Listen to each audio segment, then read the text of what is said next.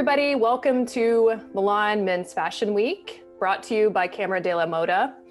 And my name is Elizabeth Cline. I am your host. I'm a journalist and author, and I am so excited to be talking to Sara Ziff today. Sara is the founder and executive director of the Model Alliance. It's a nonprofit that advances labor rights and sustainability across the fashion industry. Thank you so much for being with us, Sara. Thanks, Elizabeth. So tell us a little bit about Model Alliance. What does the organization do? And tell us about your journey from modeling to advocacy. Sure. The Model Alliance is a research, policy, and advocacy organization that advances safe and fair working conditions in the fashion industry from the runway to the factory floor. And we run a support line where we're contacted daily by models and other industry professionals. We've successfully championed legislation in New York and California to protect labor rights in the industry.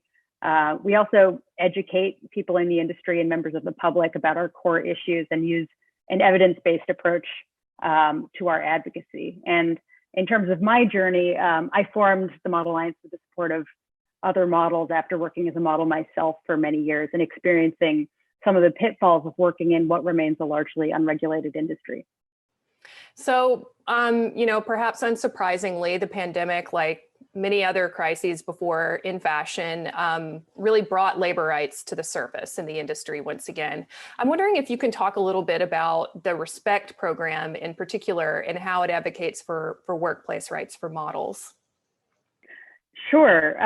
Well, so the Respect program is a program of the Model Alliance that invites companies in the fashion industry to make an enforceable commitment to stop harassment and other forms of abuse.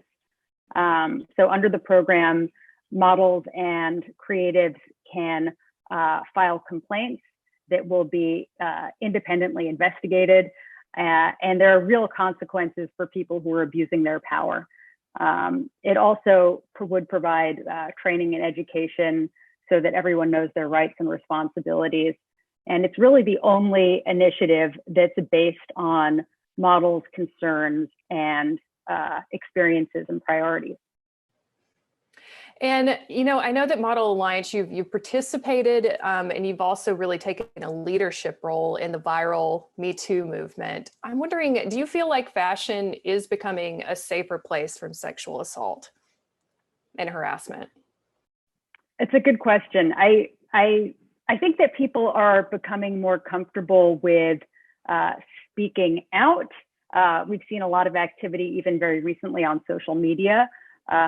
But sadly, until we see institutional change, namely companies taking meaningful steps to address and prevent sexual assault in the industry, I don't think fashion will really be any safer. I think fashion brands have an opportunity here to create proper complaint mechanisms and a clear coordinated process for addressing complaints.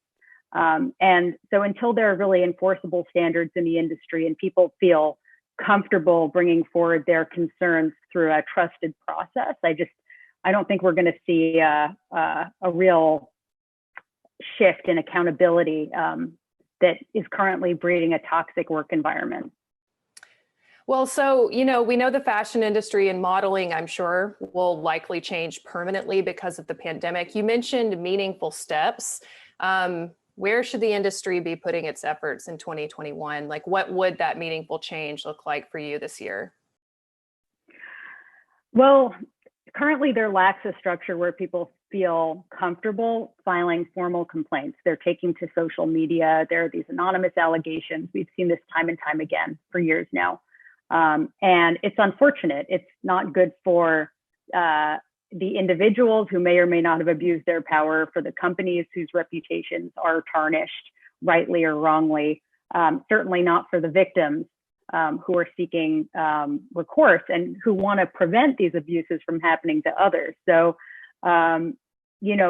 really, we need genuine accountability in the industry, and that's going to require enforceable commitments from companies. Right. So we need binding commitments and true accountability. Sara, thank you so much for your insights and thank you for joining us today. Thanks, Elizabeth.